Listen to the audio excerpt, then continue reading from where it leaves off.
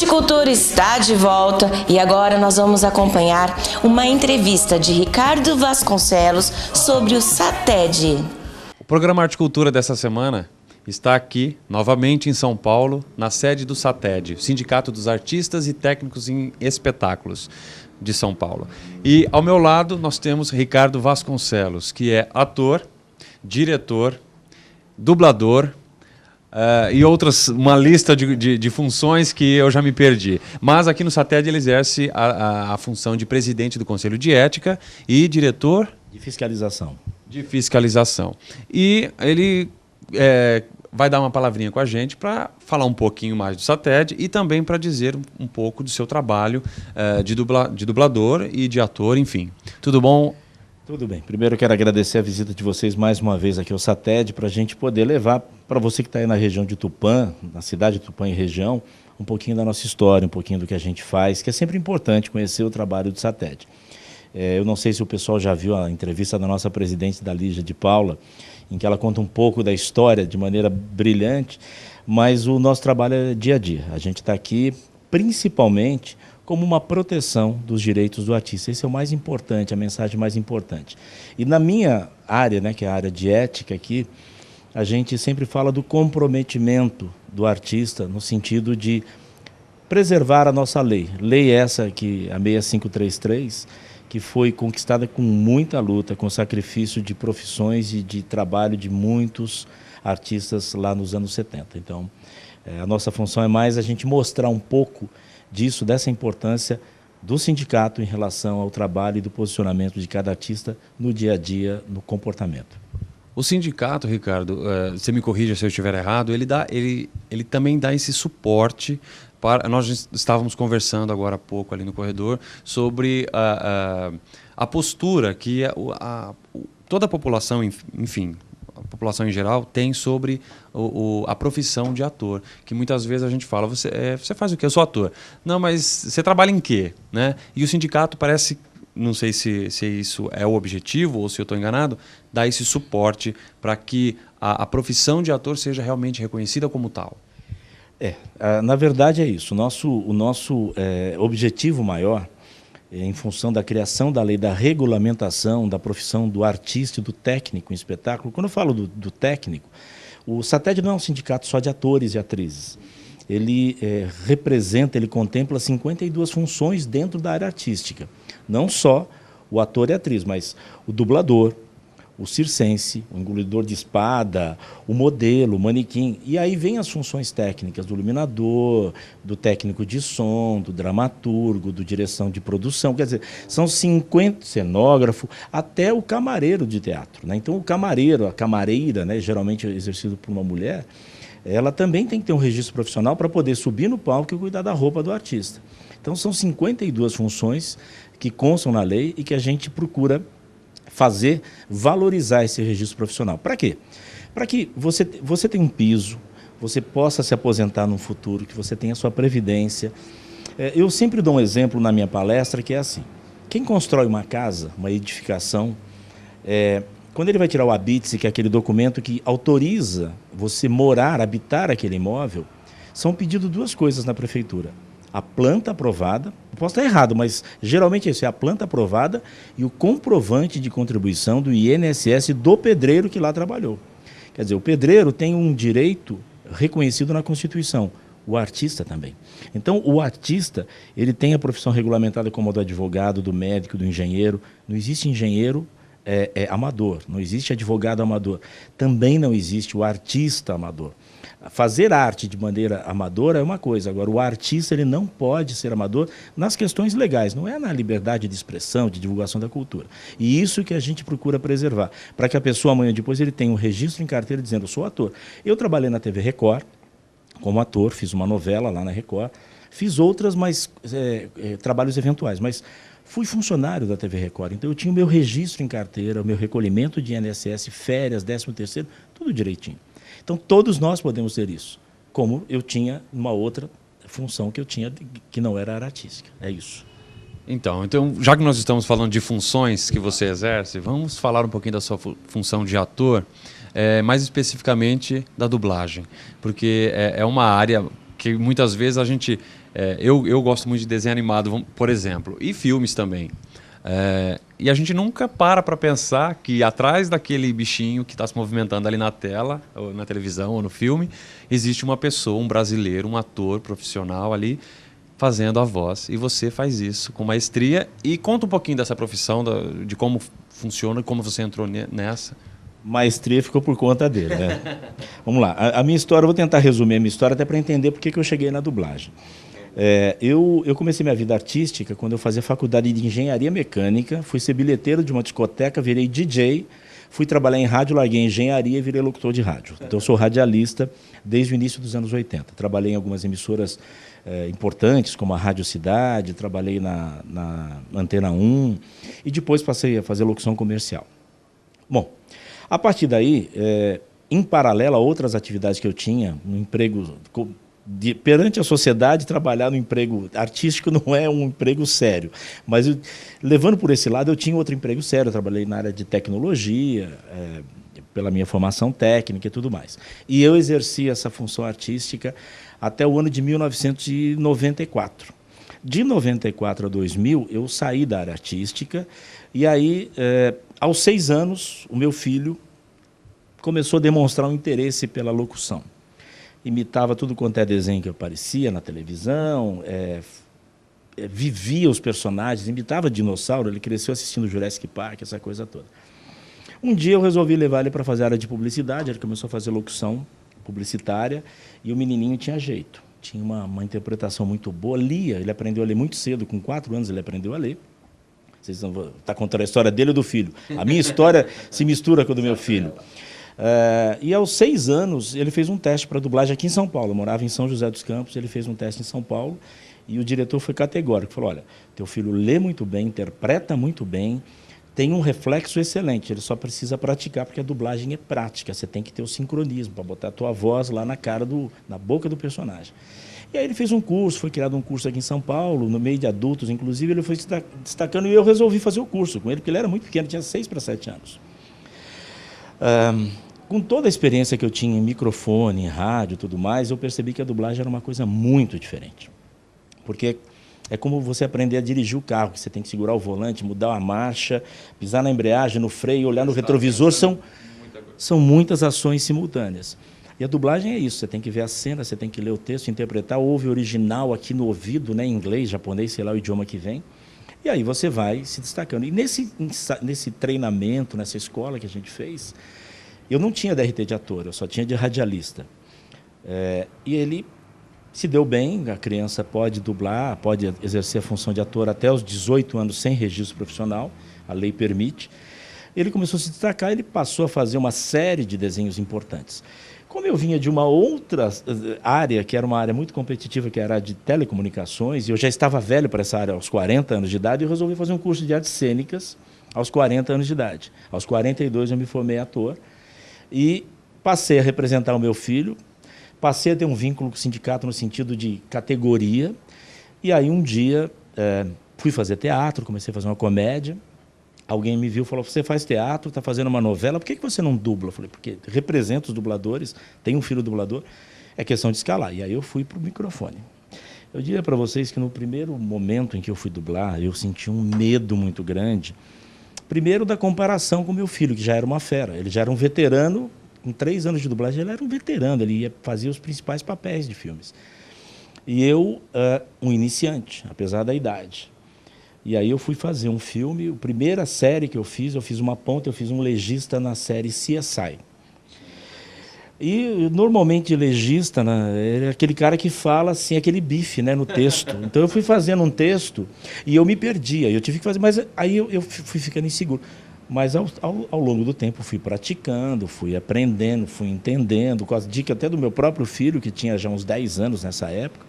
E aí comecei a fazer parte do grupo. Evidentemente, voltando à questão da maestria, até para as pessoas entenderem, a dublagem, as pessoas perguntam assim, qual é a vozinha que você faz? Quem que você dubla?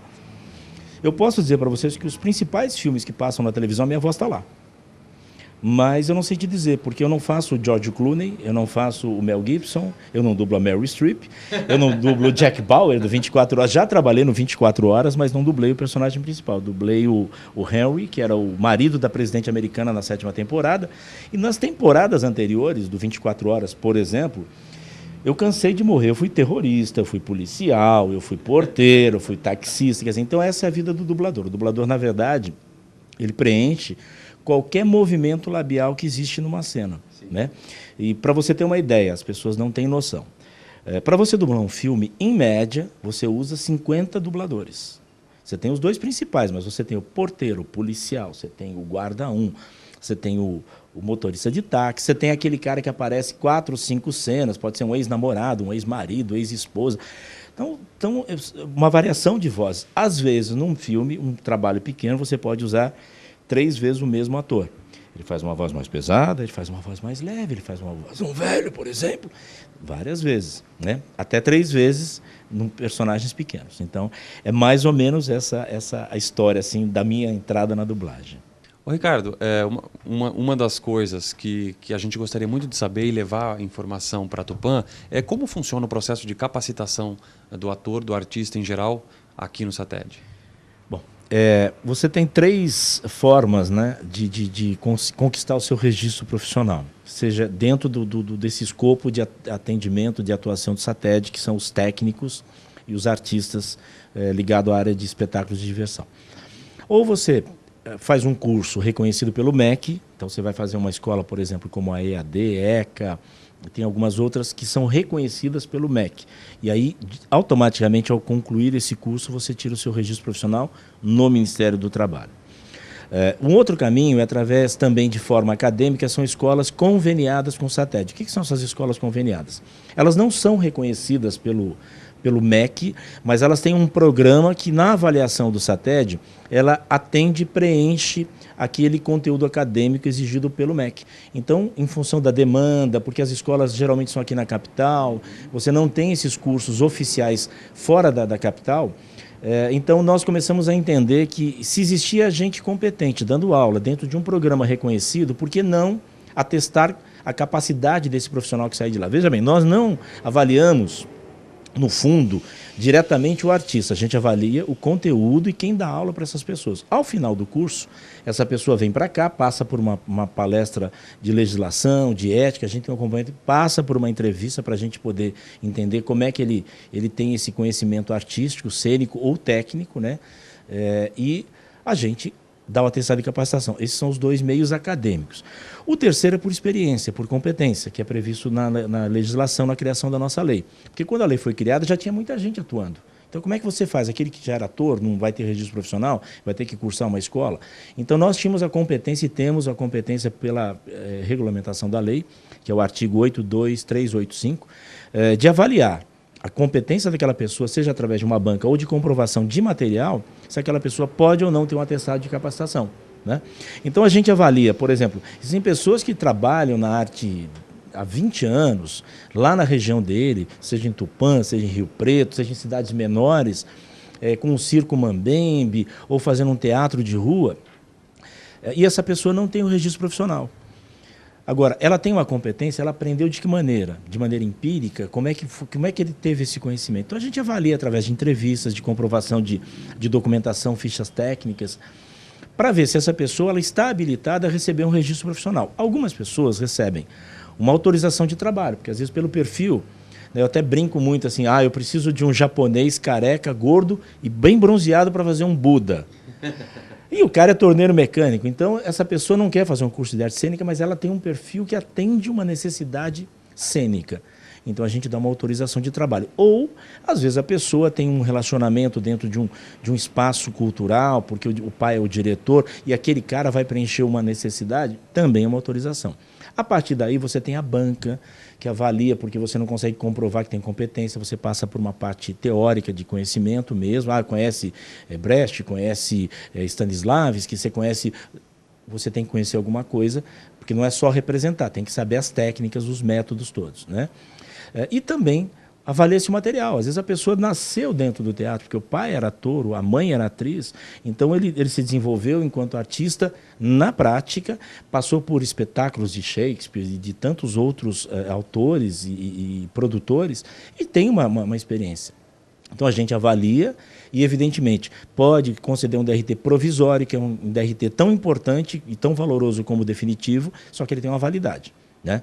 Então, durante os próximos 12 meses, ele vai ter que provar para si mesmo e para o sindicato que ele está habilitado a continuar exercendo de maneira profissional esse trabalho. E aí ele converte, porque ele não é renovável, o provisório no definitivo. Então, basicamente, assim, sucintamente é isso. Se você consegue provar que você tem uma competência, o sindicato pode habilitá-lo e te dar um atestado de capacitação e você tira o seu registro profissional. Se o artista não quiser se sindicalizar, tirar o registro, como é que fica a situação? Bom, são coisas diferentes. O registro profissional é um documento que te permite exercer a profissão de maneira legal, né? Que é aquela história que a gente sempre fala, não existe o ator amador, existe aquele ator que resolve fazer de maneira amadora um trabalho. A sindicalização é outra coisa. Pela legislação, pela Constituição, ninguém é obrigado a ser sindicalizado ou associado a nenhum órgão de representação de classe. Ele pode exercer. Agora, com relação ao registro profissional, ele não querendo tirar o registro, ele não é obrigado. Só que isso limita a atuação dele em algumas questões. Por exemplo, hoje a maioria das cidades que oferecem lei de incentivo, mecenato, qualquer tipo de incentivo econômico para a cultura, ela exige o registro profissional, por um único motivo. Você imagina se no Teatro Municipal da cidade, o cidadão, que ele é amparado economicamente pela prefeitura ou por algum órgão, vai lá e cai no palco e sofre um acidente, se machuca. Se você buscar dentro da lei do ator, você vai ver que o contratante ele é responsável solidário mesmo através da contratação de terceiros. Então, é uma agência que tem um casting, que tem uma produtora, que tem não sei o quê, e a prefeitura paga. Todas essas pessoas são responsáveis legais pelas relações de trabalho, que envolve a questão da seguridade, da segurança do trabalhador. Então, se você colocar dentro de um palco patrocinado pela prefeitura, estou dando um exemplo assim mais trágico para as pessoas entenderem que existe uma lei que responsabiliza toda a cadeia produtiva, do patrocinador, do contratante, até o próprio teatro, mesmo que seja um teatro particular. Essa é uma coisa importante. A segunda, essa limitação de ele não conseguir um acesso a uma verba, porque existe essa limitação legal. A segunda quando você é um profissional da arte com o registro profissional, o seu DRT, você está amparado por leis, você tem pisos. Você pode ir lá fazer o seu cadastro no INSS e contribuir para você se aposentar mais para frente. Você passa a não competir com aquele pessoa que não tem o registro profissional. Por exemplo, hoje os grandes contratantes, que é esse grupo do S, né, que é o SESC, SENAC, SESI, eles só contratam pessoas que têm o registro profissional. E não é nem autorização. A autorização não serve, tem que ser o registro profissional, ou provisório ou definitivo, para ele poder apresentar um espetáculo musical, artístico, cênico, mímica, de bonecos dentro do SESC. Então, o registro profissional te abre um leque de opções de trabalho com respeitabilidade e dentro da legalidade. Esse é o ponto importante. Então, a pessoa pode optar, seria a mesma coisa, eu não quero tirar a minha carteira de habilitação. Você, no máximo, vai conseguir dirigir dentro da fazenda do teu pai, dentro de um espaço onde não tem fiscalização, e se for pego em qualquer lugar, você acaba sendo penalizado ou responsabilizando alguém, o seu pai, a sua mãe, alguém que te cedeu a chave. É mais ou menos isso, uma comparação bem popular. Gente, é muita informação e o programa Arte Cultura foi criado exatamente para isso, para levar para a população tupãense e região as informações artísticas e culturais do município, do estado e, quem sabe, um dia do país. Gente, nós conversamos aqui, estou parecendo o Jô Soares, né? Conversamos aqui com o Ricardo Vasconcelos, que atualmente exerce a função de presidente do Conselho de Ética aqui do SATED. Então, muito obrigado, Ricardo. Obrigado por receber a gente aqui no seu escritório. Obrigado pela simpatia com que você recebeu a gente. Eu queria deixar uma mensagem para você que está assistindo o programa Arte e Cultura. que é assim, existe um certo preconceito em relação à dublagem, mas como qualquer atividade, existem as coisas boas e as coisas ruins. O Brasil é considerado o país que tem a melhor dublagem no mundo. Nós temos pessoas fantásticas, trabalhos memoráveis que são conhecidos no mundo inteiro. Logicamente, ultimamente virou uma linha de produção muito rápida em função da TV por assinatura, que pega muito trabalho e exige uma velocidade. Mas eu queria dizer para vocês o seguinte, a dublagem, mais do que a preservação do nosso idioma, ela atende uma gama de mais de 150 milhões de brasileiros que dependem da dublagem. Mas isso é uma história que, numa outra oportunidade, indo a Tupã, ou talvez numa outra visita que o Arte Cultura faça aqui para a gente, eu posso detalhar um pouco mais. Mas assista filme dublado, valorize o nosso idioma e, principalmente, o ator brasileiro, porque a dublagem é feita exclusivamente por atores e atrizes brasileiros. Valeu, um abraço a vocês. Parabéns, Charles dos Passos, pela belíssima entrevista e vamos lá para o Rio de Janeiro, no Retiro dos Artistas, conhecer um pouquinho mais desse belíssimo Retiro dos Artistas.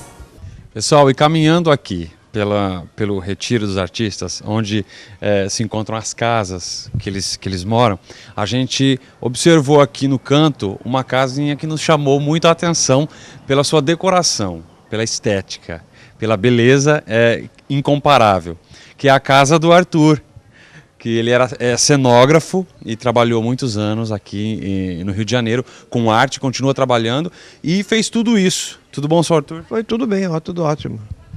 Me conta, primeiro, a sua história de vida, a sua história artística. A minha história é muito engraçada, que eu fazia arquitetura. Sim. Quando era na Praia Vermelha. Então disseram que iam fazer uma peça de teatro lá do Valdo Viana Filho, dirigida pelo Chico de Assis, que era do Teatro de Arena de São Paulo. Aí eu fui lá para ver, eu era que estava fazendo arquitetura. Aí disse, faltou fulano aqui para fazer um papel aqui de um velhinho, você quer ler? Eu não, pelo amor de Deus, eu morro de vergonha. Né? Não, lê aqui. Aí eu peguei e imitei o Zé Trindade, o papel é seu. Larguei a arquitetura, fiz os figurinos da peça e aí entrei na gandaia. E a gente percebeu, pelos requintes, pelos detalhes da organização e da decoração, que você tem assim uma habilidade muito legal para fazer. É porque a minha formação é de arquiteto. Eu sempre usei a minha formação de arquiteto quando eu fazia cenografia, qualquer coisa, estava sempre aquela minha formação de arquiteto, não de artista plástico. Meu não era da pintura, era do desenho. Sim. Então você vê, a minha casa é desenhada.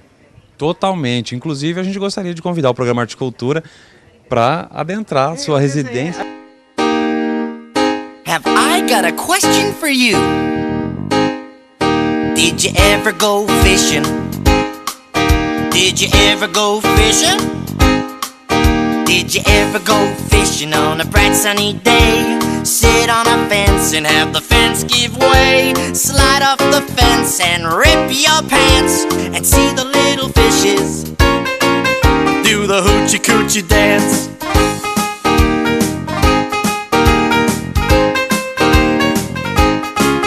Did you ever go fishing? Huh? Did you ever go fishing?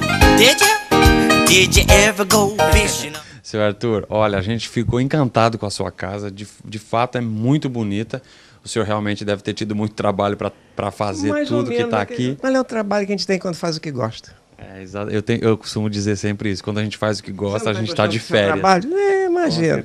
É horrível você quando ganha bem e não faz. Muitas vezes em cenografia eu sabia o que era o certo, mas tinha que fazer o errado. Não porque o dono aí, o camarada, ele disse que é assim. Mas está errado. Não, mas ele quer, ele está pagando. Aí eu falei assim, mas quem está assinando embaixo sou eu. On a bright sunny day, sit on a fence and have the fence give way. Slide off the fence and rip your pants and see the little fishies do the hoochie coochie dance.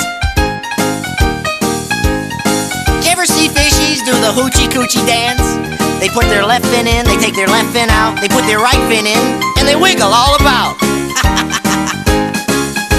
Aí um amigo meu chegou e falou assim, Arthur, eu queria que você fizesse comigo uma peça que eu queria que você fizesse cenografia. Me deu a peça, eu achei horrorosa a peça. Eu falei, eu faço uma coisa melhor do que isso. Em 2 dias eu fiz outra peça, escrevi. Dona Patinha vai ser Miss. Aí eu escrevi a peça, dirigi, produzi, fiz cenário, fiz figurino, trabalhava no Macaco.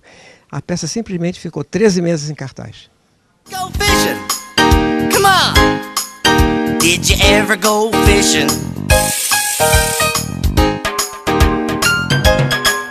Did you ever go fishing? Come on, I'll ask again. Did you ever go?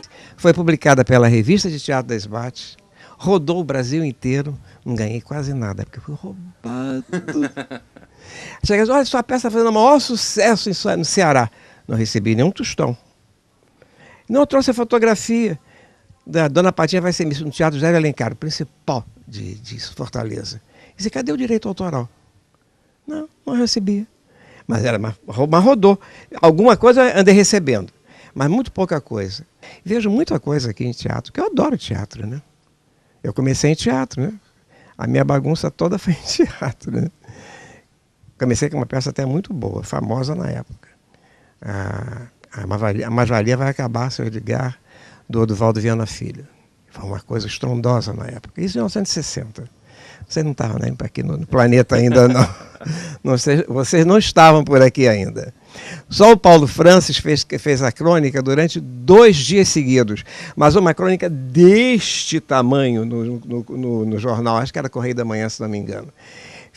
Falou, depois no outro dia falou, foi uma coisa de louco. E a peça era uma coisa meio esquerdista, né? Embora eu não fosse, né? E uma vez eu falei assim, hoje que eu vou ser preso. Quando eu entro em cena, aquela turma toda da Escola Naval, vestidinho, bonitinho, paramentado, assistindo a peça. Assim, é hoje que eu vou apanhar. Mas não aconteceu nada, não. Os Trapalhões. Eu fiz isso aqui. Isso aqui foi eu que fiz. Nossa, eu lembro disso. As Minas do Rei Salomão. Eu fiz a cenografia. A cenografia? E figurinos. Nossa!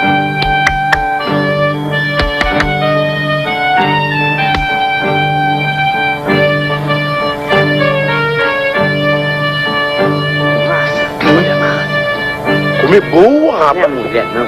Um medalhão no pescoço do Pachá. Vamos abrir pra... A prova tá aqui, ó. Os desenhos originais do figurino dos Trapalhões nas Minas do Rei Salomão. Olha que maravilha. Aqui a cabana, tá vendo? A tenda.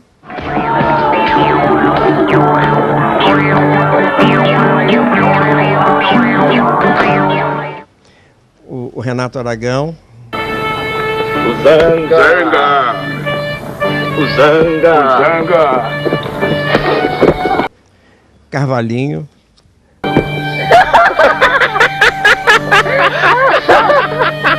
Dedé. Mussum. Comer boa, rapaz. Não é mulher, não. Um medalhão no... E as odaliscas. Que eram...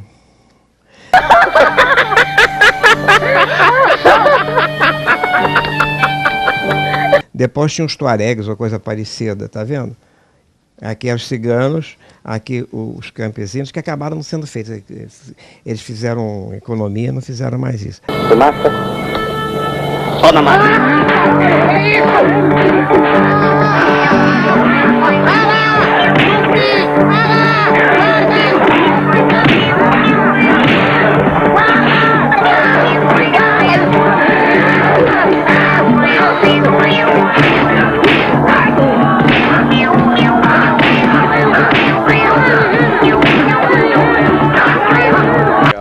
Ele é meu xará de signo, sabia disso? De signo e data de nascimento. Data. Só faltou ser a mesma hora.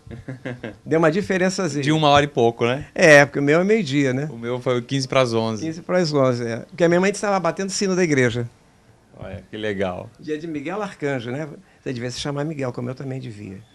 Você vê que a minha casa está cheia de São Miguel, né? E eu não sabia que o dia 29 era dia de São Miguel. Meu Deus. Eu tenho uma coisa aqui em casa que eu peguei numa revista, de um calendário do século XV, em que o dia 29 de setembro caiu numa sexta-feira, como eu nasci numa sexta-feira, e era dia de São Miguel.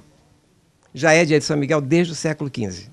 Olha. Aí eu peguei, recortei, fiz uma xerox e fiz um quadrinho.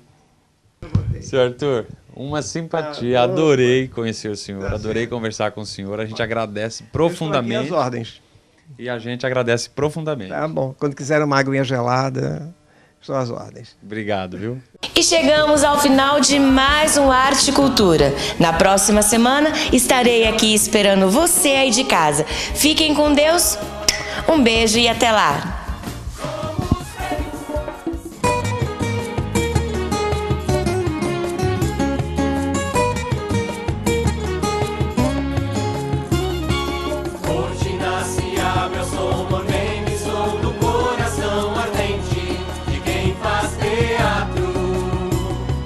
Nossos pés aquecem o chão.